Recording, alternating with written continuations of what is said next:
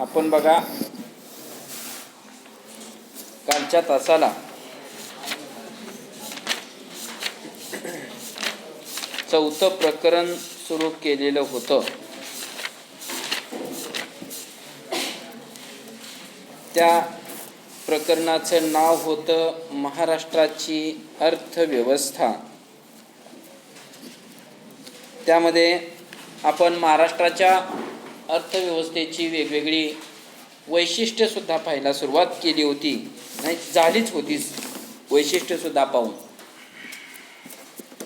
त्यामध्ये आपण पहिलं वैशिष्ट्य पाहिलं होतं की दुसऱ्या क्रमांकाचं लोकसंख्येच्या बाबतीत महाराष्ट्र असणारं राज्य आहे. की जसा आपला भारत जगात दुसऱ्या क्रमांकाचा देश आहे लोकसंख्येच्या बाबतीत, तसा आपला महाराष्ट्र भारतात लोकसंख्येच्या बाबतीत दुसरं राज्य आहे. आणि मला वाटतं मी तुम्हाला काहीतरी बघायला सांगितलं होतं घरी. काय पाहायला सांगितलं होतं?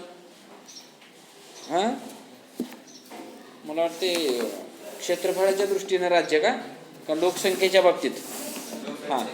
केलं का ते तुम्ही हे गुगलवर? नाही कोणीच?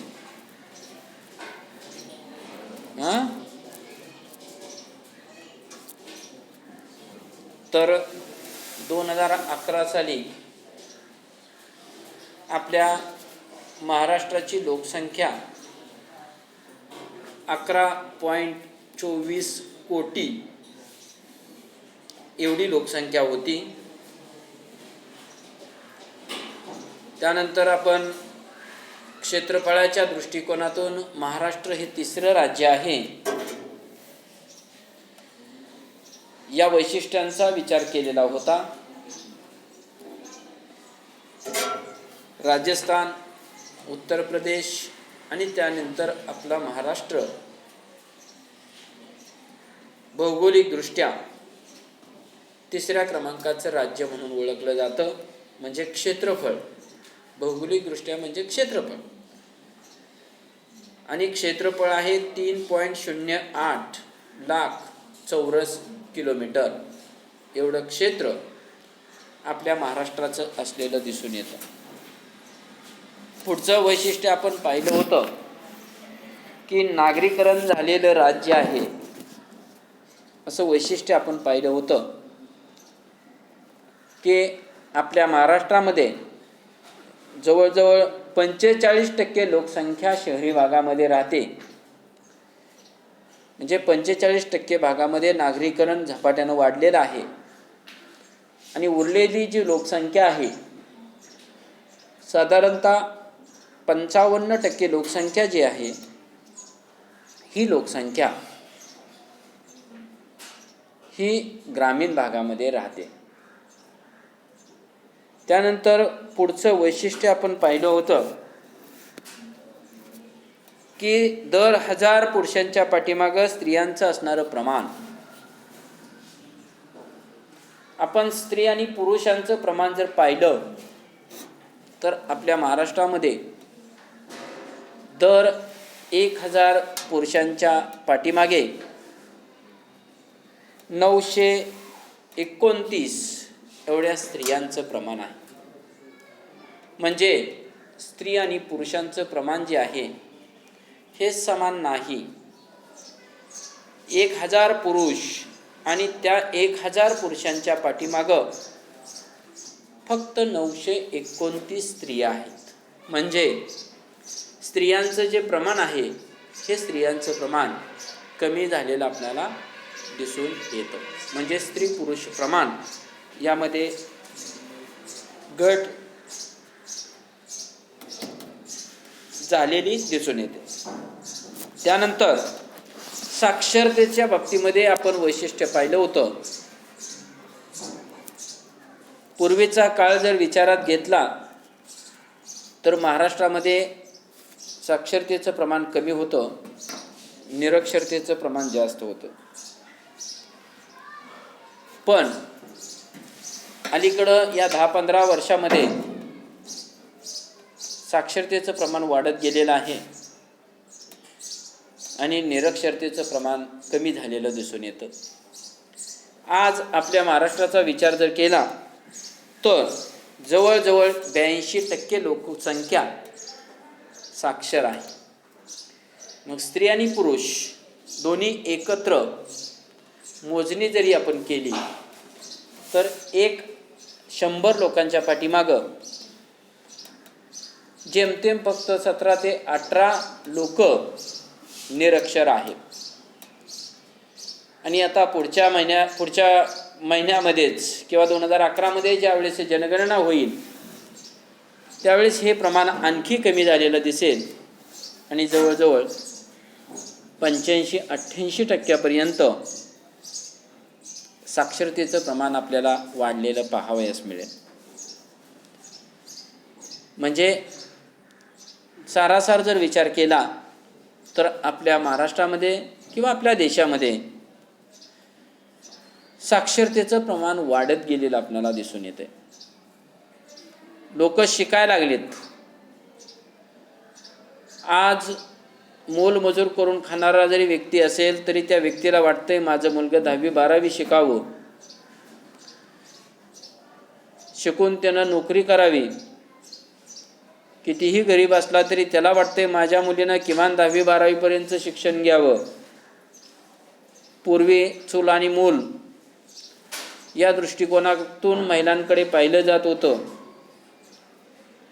मुलगी ही परक्याचं धन आहे अशा रूढीला धरून जनता वागत होती.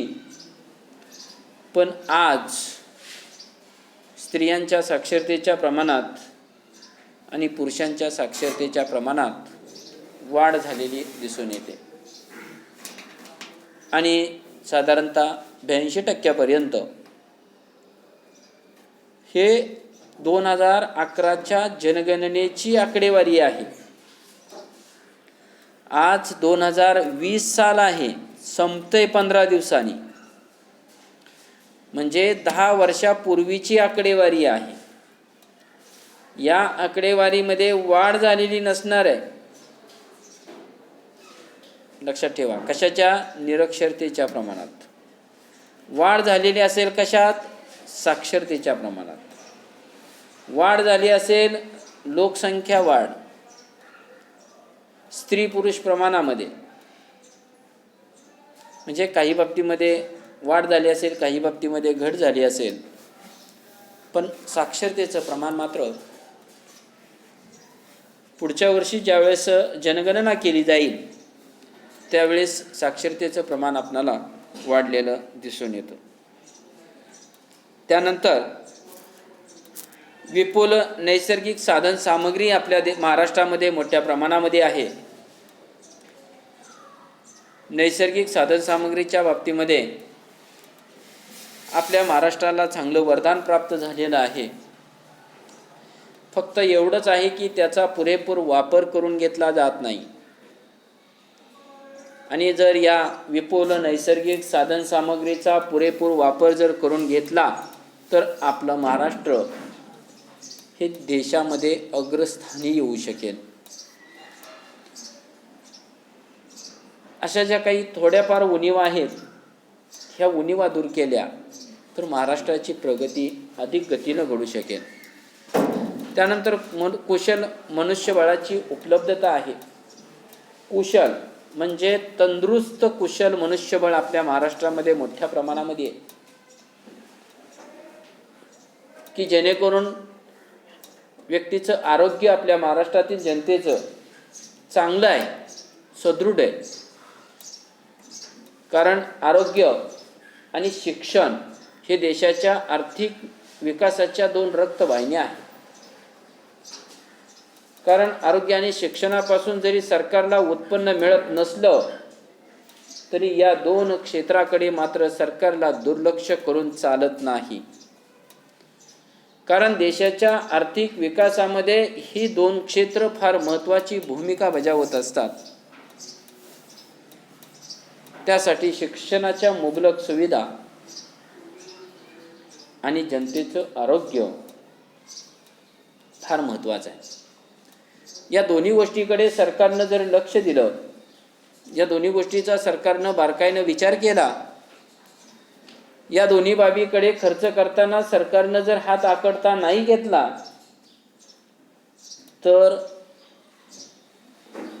महाराष्ट्राचा आणि त्यातले त्यात आपल्या देशाचा आर्थिक जो विकास आहे तो विकास मोठ्या प्रमाणामध्ये होऊ शकेल. म्हणून या दोन्ही क्षेत्राकडं शासनानं लक्ष देणं फार महत्त्वाचं आहे. त्याचबरोबर तांत्रिक सुधारणा आपल्या महाराष्ट्रामध्ये मोठ्या प्रमाणामध्ये झालेल्या आहेत, हे वैशिष्ट्य आपण पाहिलं. तंत्रज्ञानाच्या बाबतीमध्ये महाराष्ट्र हे अग्रेसर राज्य म्हणून ओळखलं जातं. प्रत्येक क्षेत्रामध्ये आधुनिक तंत्रज्ञानाचा वापर मोठ्या प्रमाणामध्ये केला जातो. कारण तंत्रज्ञानाचा वापर केल्याशिवाय देशाचा आर्थिक विकास आणि विशेषतः राज्याचा आर्थिक विकास झपाट्यानं होऊ शकत नाही. म्हणून तंत्रज्ञानामध्ये सुधारणा होणं फार महत्त्वाचं आहे. आधुनिक पद्धतीनं उत्पादन करणं महत्त्वाचं आहे. शेती क्षेत्र असू द्या, औद्योगिक क्षेत्र असू द्या, प्रत्येक क्षेत्रामध्ये आधुनिक पद्धतीनं उत्पादन होणं हे त्या देशाच्या, त्या राज्याच्या विकासाच्या दृष्टिकोनातून फार महत्त्वाचं आहे. म्हणून तंत्रज्ञानामध्ये सुधारणा झाली पाहिजे, आधुनिक पद्धतीनं उत्पादन घेतलं पाहिजे,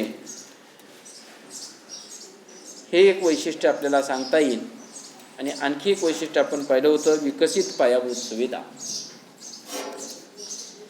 आपल्या महाराष्ट्रामध्ये ज्या पायाभूत सुविधा आहेत, ह्या पायाभूत सुविधा मोठ्या प्रमाणामध्ये विकसित झालेल्या आहेत. या पायाभूत सुविधा ज्या आहेत, या पायाभूत सुविधामध्ये कशाचा समावेश होतो तर ऊर्जा, ज्याला आपण एनर्जी म्हणतो, किंवा ऊर्जेची साधने, त्यानंतर वाहतुकीची वेगवेगळी प्रकारची साधने, रस्ते वाहतूक असेल, हवाई वाहतूक असेल, जलवाहतूक असेल किंवा रेल्वे वाहतूक असेल, ही सर्व प्रकारची वाहतूक, त्यानंतर दळणवळण, त्यानंतर आरोग्य आणि शिक्षण, ह्या सगळ्यांना एकत्रितपणे पायाभूत सुविधा असं म्हटलं जातं. आणि या पायाभूत सुविधा मजबूत असणं त्या राज्याच्या आणि त्या देशाच्या विकासाच्या दृष्टिकोनातून फार महत्त्वाचं असतं. ज्या देशामध्ये आणि ज्या राज्यामध्ये पायाभूत सुविधांचा विकास मोठ्या प्रमाणामध्ये झालेला आहे, पायाभूत सुविधा मुबलक प्रमाणामध्ये उपलब्ध होत आहेत, त्या राज्याचा, प्रदेशाचा आणि त्या देशाचा विकास अधिक गतीनं घडून येऊ शकतो.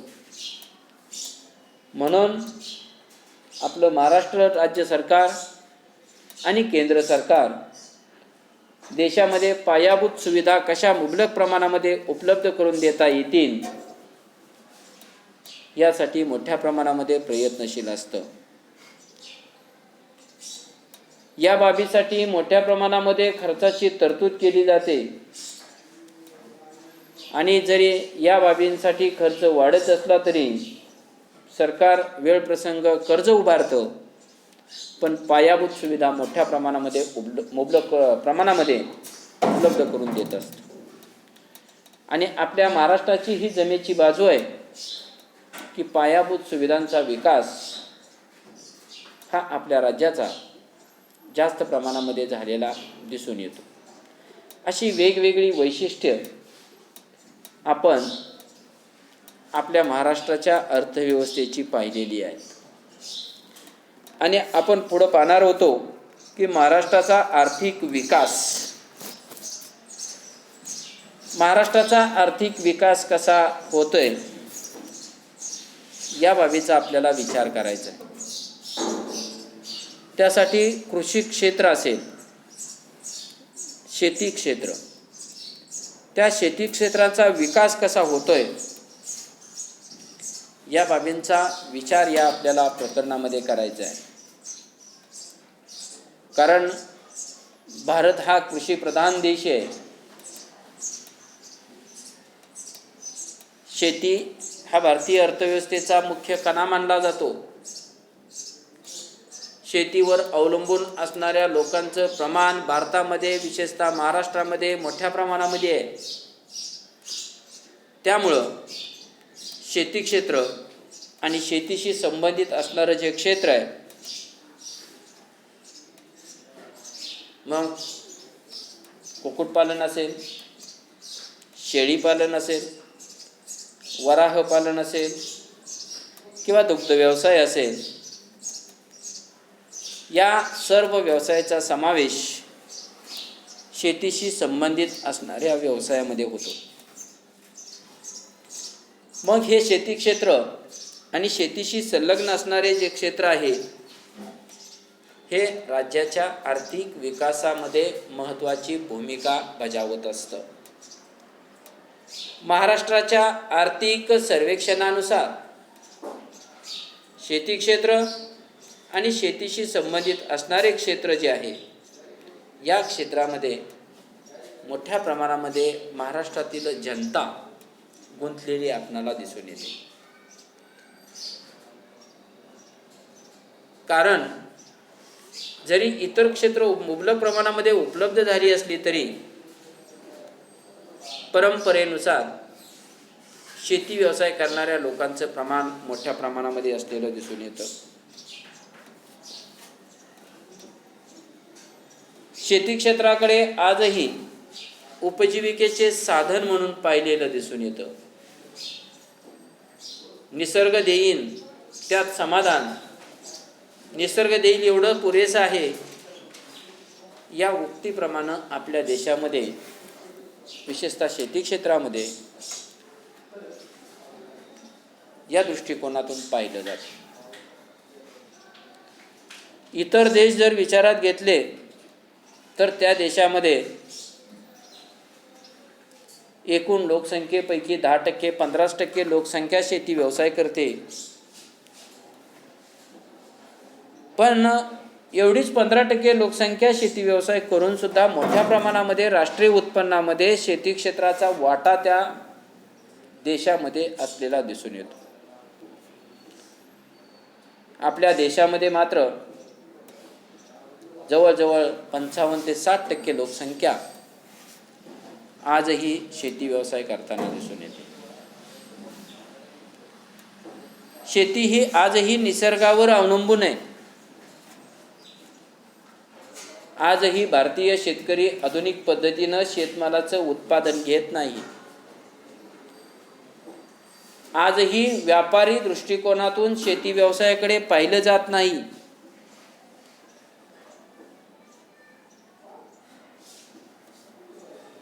कमी कष्टामध्ये आधुनिक पद्धतीनं शेती कसं करता येईल याचा विचार न करता वंश परंपरेनुसार चालत आलेली बी बियाणं असतील,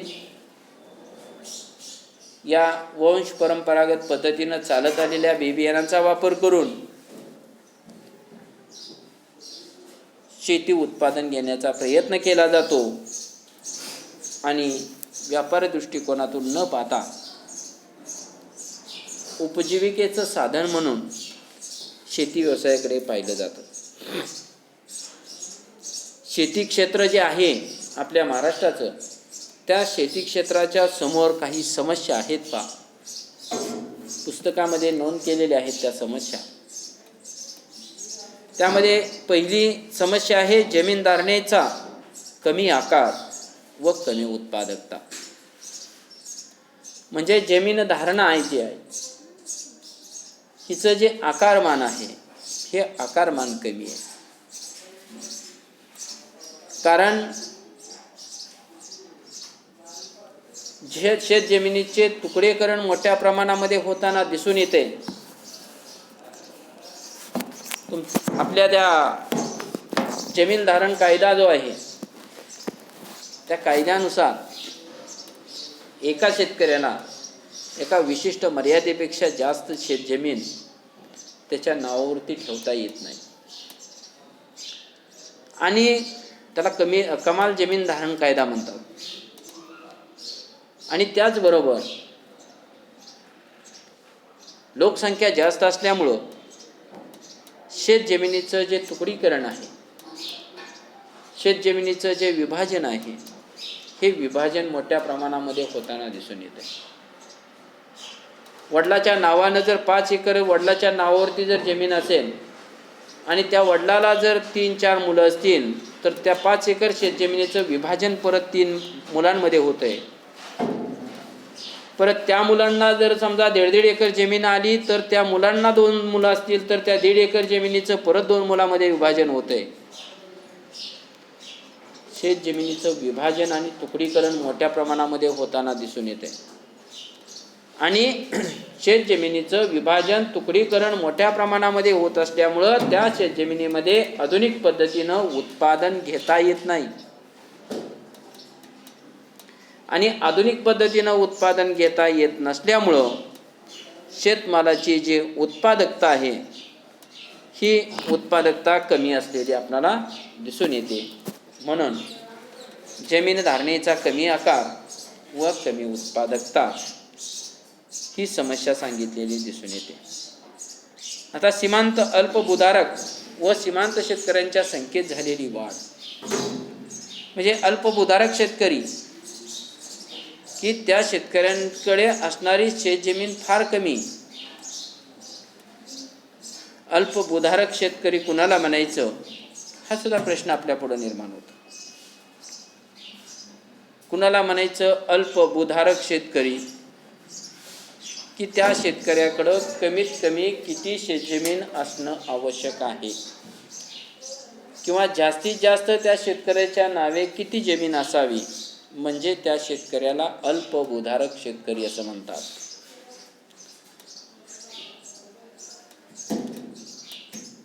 लिहून घ्या कुठंतरी वहीवर, अल्पभूधारक शेतकरी कोणास म्हणायचं.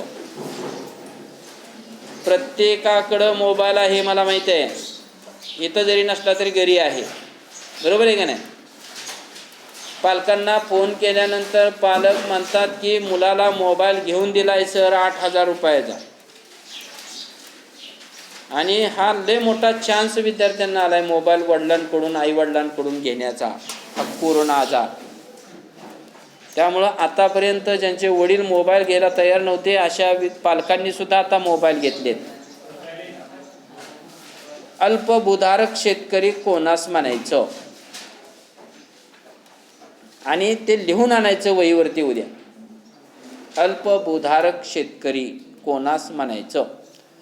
काही नाही, फक्त गुगलला टाकलं का नाही अल्पभूधारक शेतकरी, की तिथं लगे येतं किती एकर शेतजमीन असणाऱ्या शेतकऱ्यांना अल्पभूधारक शेतकरी म्हणायचं. सगळं येतं. आलं लक्षात? त्यानंतर रासायनिक खते आणि कीटकनाशकांच्या अतिवापरामुळे शेतजमिनीची अवनती. आता शेतजमिनीमध्ये मोठ्या प्रमाणामध्ये रासायनिक खताचा वापर केला जातो.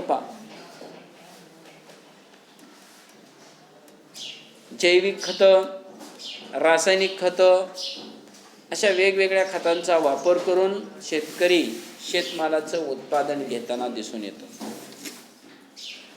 आणि जी रासायनिक खतं आहेत, आता ही रासायनिक खतं कोणकोणती आहेत हे तुम्हाला माहीत आहे. आपण शेतकऱ्याची मुलं आहोत.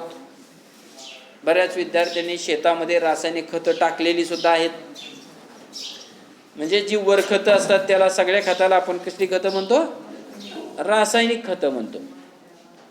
आणि या रासायनिक खतांचा वापर शेत जमिनीमध्ये मोठ्या प्रमाणामध्ये केला जातो. आणि शेत जमिनीमध्ये रासायनिक खताचा मोठ्या प्रमाणात वापर केल्यामुळे, त्याचबरोबर कीटकनाशकांचा वापर मोठ्या प्रमाणात केल्यामुळे शेत जमिनीची अवनती झाली. म्हणजे शेत जमिनीची गुणवत्ता, सुपीकता ढासळली. शेत जमिनीची गुणवत्ता कमी झाली. रासायनिक खताचा वापर करून करून करून करून त्याच्यामध्ये शेतमालाचं उत्पादन घेऊन त्या शेतमालांची सुपीकता कमी झालेली आपल्याला दिसून येते. कारण आपल्याला माहिती आहे बघा, शेत जमिनीमध्ये जैविक खतं, कंपोस्ट खतं, रासायनिक खतं सगळ्यांची मात्रा जर समान पातळीवर असेल तर शेत जमिनीची सुपीकता टिकून राहते. आणि केवळ रासायनिक खताचा वापर करून शेतमालाचं उत्पादन जर घेतलं तर तात्पुरत्या स्वरूपामध्ये उत्पादन निघतंय, पण शेत जमिनीची सुपीकता मात्र फार ढासळताना दिसून येते. त्यामुळं रासायनिक खताचा वापर मोठ्या प्रमाणात होतोय, कीटकनाशकांचा वापर मोठ्या प्रमाणामध्ये शेतजमिनीमध्ये होतोय आणि त्यामुळं शेतजमिनीची अवनती होते. त्यानंतर पुढची समस्या आहे ती म्हणजे शेतकऱ्यांचा कर्जबाजारीपणा. कारण पूर्वजांनी म्हटलेलं आहे पहा, भारतीय शेतकरी हा कर्जात जन्मतो, भारतीय शेतकरी हा कर्जात जगतो आणि भारतीय शेतकरी हा कर्जातच मरतो. पूर्वीच्या कालावधीमध्ये भारतीय शेतकऱ्यांना सावकाराकडून कर्ज घेण्याशिवाय पर्याय नव्हता. खाजगी सावकाराकडून मोठ्या प्रमाणामध्ये कर्ज घेतलं जात होतं, जमीनदाराकडून मोठ्या प्रमाणामध्ये कर्ज घेतलं जात होतं. त्यांच्या कर्जावरील व्याजाचा दर हा जास्त प्रमाणामध्ये होता. घेतलेल्या कर्जाची रक्कम दामदुप्पट होण्यासाठी वर्ष, 2 वर्ष किंवा 1.5 वर्षाचाच कालावधी पुरेसा ठरत होता आणि वर्षामध्ये 1.5 वर्षामध्ये दामदुप्पट रक्कम व्हायची. त्या शेतकऱ्यांना निसर्गावरून अवलंबून राहावं लागत होतं. जलसिंचनाच्या सुविधा मोठ्या प्रमाणामध्ये नव्हत्या, त्यामुळं घेतलेल्या कर्जाची परतफेड होत नव्हती आणि हे जमीनदार वर्ग, सावकार वर्ग शेतकऱ्याची शेतजमीन हडप करत होता. जरी पूर्वीच्या कालावधीमध्ये हे दिवस असले तरी आजही भारतीय शेतकरी कर्जबाजारीपणामध्ये जीवन जगतोय. कर्जबाजारीपणा का वाढतोय तर ज्या बाबीसाठी कर्ज घेतलेला आहे त्या बाबीसाठी त्या कर्जाचा वापर केला जात नाही. अनुत्पादक बाबीसाठी कर्जाचा वापर मोठ्या प्रमाणामध्ये केला जातो. जलसिंचनाच्या सुविधा मुबलक प्रमाणामध्ये उपलब्ध केल्या जात नाहीत.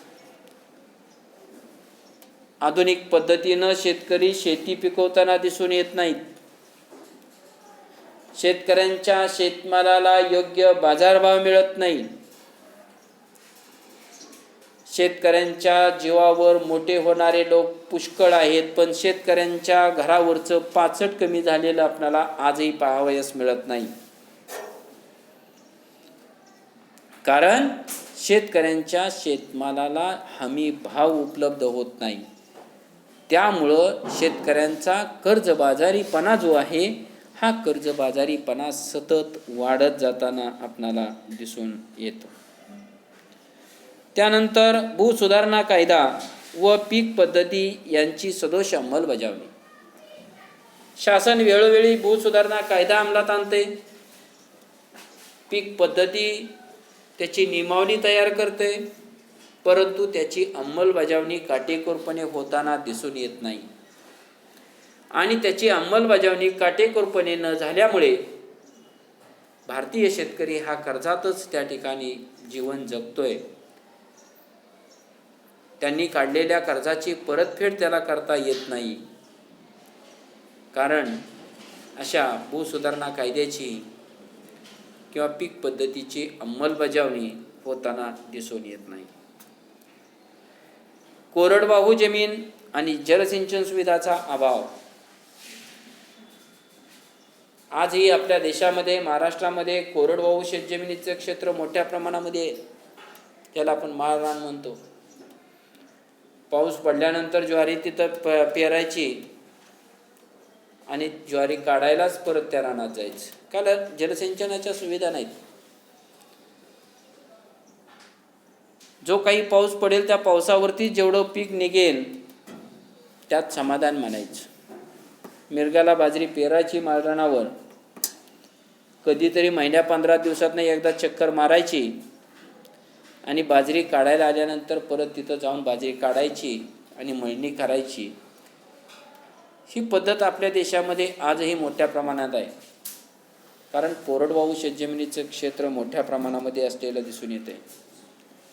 जलसिंचनाच्या सुविधा मुबलक प्रमाणामध्ये उपलब्ध नाहीत. जलसिंचनाची साधने मुबलक प्रमाणात उपलब्ध नाहीत. भारतीय शेतकरी पाण्याचा दुरुपयोग मोठ्या प्रमाणामध्ये करताना दिसून येतो.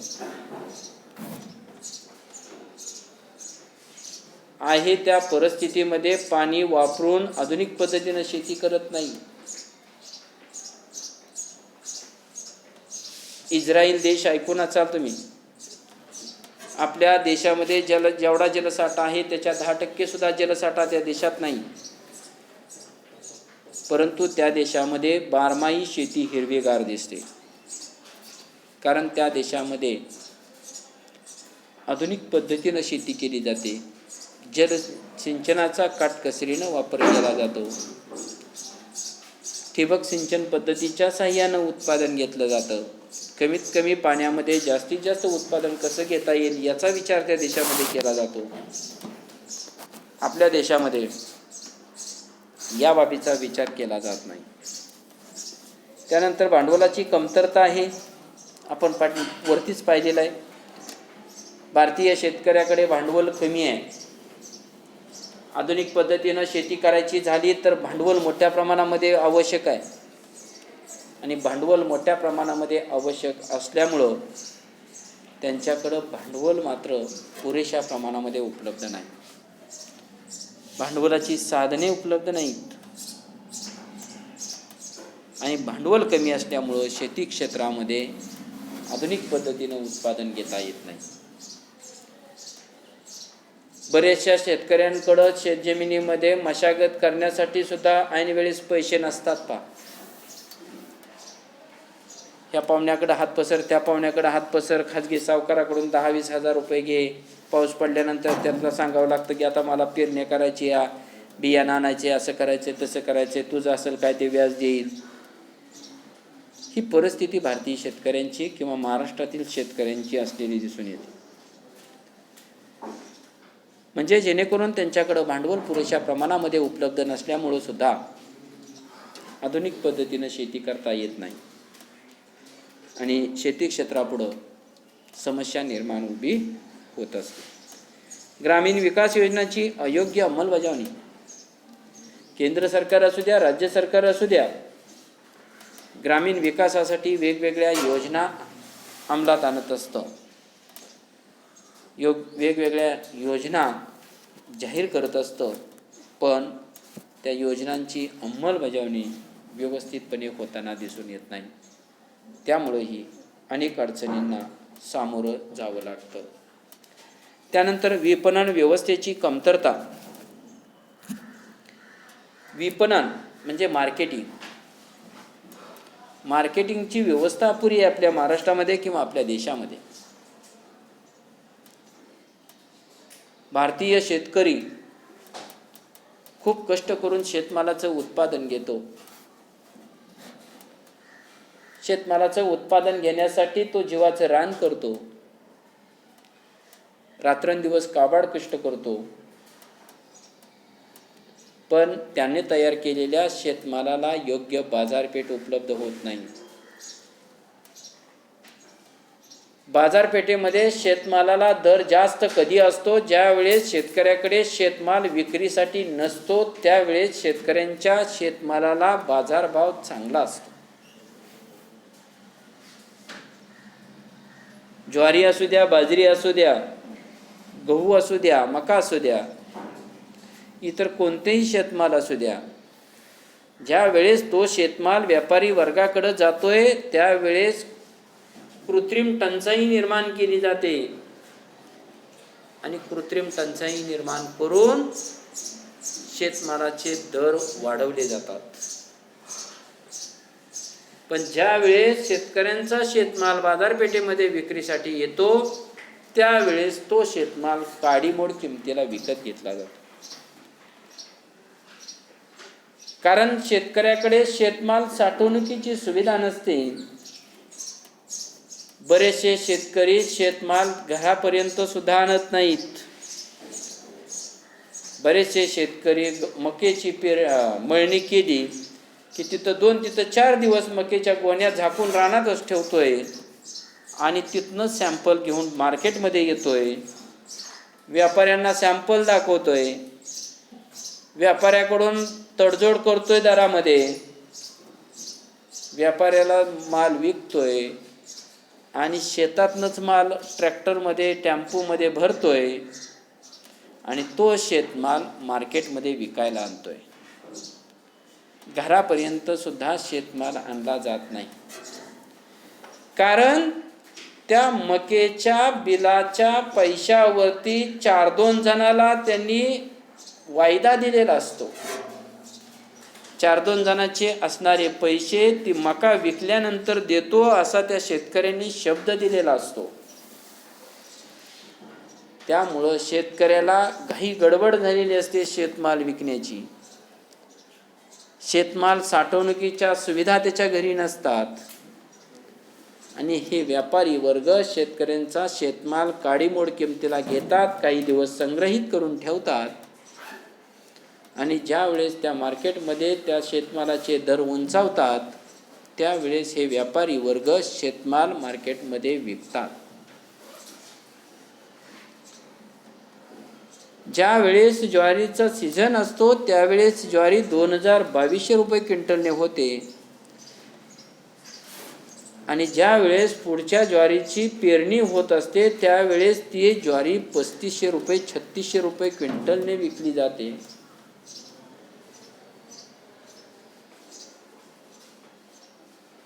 गेल्या वर्षीचंच एक उदाहरण आहे.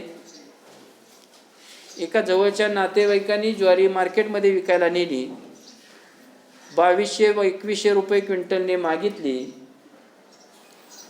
कलर व्यवस्थित नव्हता.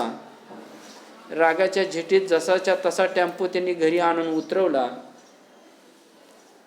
लॉकडाऊन लागलं, ज्वारी तशीच राहिली आणि आत्ता गेल्या 15 दिवसामध्ये ती ज्वारी मार्केटमध्ये विकायला नेली त्यावेळेस ती ज्वारी 3500 रुपये क्विंटलने मार्केटमध्ये विकली. तिथं त्याचा फायदा झाला. पण त्याच वेळेस जर त्याला 100-200 रुपये आणखीन दर वाढवून मिळाला असता तर त्याच वेळेस त्यांनी ती ज्वारी मार्केटमध्ये विकली असती. मात्र त्याचा फायदा व्यापारी वर्गाने घेतला असता. म्हणून शेतकऱ्यांच्या शेतमालाला योग्य बाजारभाव मिळणं फार महत्त्वाचं आहे. त्याच्यासाठी मार्केटची व्यवस्था असणं फार महत्त्वाचं आहे. विपणन व्यवस्था मुबलक असणं फार महत्त्वाचं आहे. त्याची व्यवस्था चांगली असणं फार महत्त्वाचं आहे. आणि शेवटची समस्या आहे हवामान बदलाचा परिणाम. कारण भारतीय शेतकऱ्यांच्या शेतमालावर हवामान बदलाचा फार मोठा विपरीत परिणाम झालेला दिसून येतो. शेतमालाला योग्य आणि पोषक हवामान उपलब्ध होत नाही. आता अशा हवामानामध्ये तुम्हाला माहीतच आहे द्राक्षवाल्यांची काय अवस्था होते. अशा हवामानामध्ये डाळिंबवाल्याची काय अवस्था होती.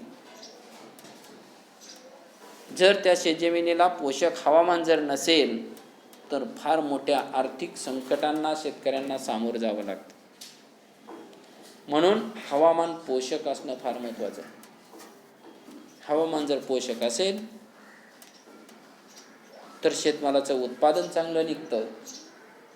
मुबलक थंडी असेल तर गहूचं उत्पादन जास्त निघतं आपल्याला माहीत आहे. प्रत्येक शेतमालाला हवामान पोषक असावं लागतं आणि जर पोषक हवामान जर नसेल तर शेतकऱ्यांचं ज्या शेतमालाची लागवड केली जाते त्या शेतमालाचं उत्पादन मोठ्या प्रमाणामध्ये तयार होत नाही. म्हणून हवामान पोषक असणं फार महत्त्वाचं आहे. पण हवामान बदलाचा परिणाम मात्र शेतमालावर मोठ्या प्रमाणामध्ये होताना दिसून येतं. आता ह्या सगळ्या समस्या झाल्या, त्यासाठी सरकारनं काही उपाय योजलेले आहेत. कोणते उपाय योजलेत ते आपण नंतर पाहूया. फार तर आपण उद्याच्या तासाला ही महाराष्ट्राची अर्थव्यवस्था असेल किंवा पहिलं प्रकरण असेल त्याच्या नोट्स लिहून घेता येतील का ते आपण बघूया. ठीक आहे.